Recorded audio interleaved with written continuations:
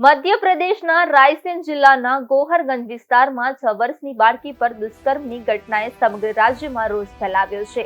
21મી નવેમ્બર નરાધમે બાળકી પર દુષ્કર્મ આચર્યું હતું। આ ઘટનાથી આરોપીની ધરપકડની માંગણી સાથે વ્યાપક વિરોધ પ્રદર્શનો શરૂ થયા હતા। પોલીસે ઘટનાના 7મા દિવસે આરોપી સલમાન ઉર્ફે નઝરને ઝડપી લીધો છે અને ભોપાલના ગાંધીનગરમાંથી આરોપીની ધરપકડ બાદ રાયસેન લઈ જતી વખતે ભાગી જવાનો પ્રયાસ કરતા તેનું હાફ એન્કાઉન્ટર કર્યું હતું। નોંધનીય છે કે પોલીસે આરોપી માટે 30,000 રૂપિયાનું ઇનામ જાહેર કર્યું હતું। ભોપાલના ગાંધીનગરમાં શાની દુકાન પરથી સલમાનની ધરપકડ કરવામાં આવી હતી। સલમાન ચા પીવા માટે સ્ટોલ પર પહોંચતાની સાથે જ પોલીસે તેને તાત્કાલિક પકડી લીધો હતો।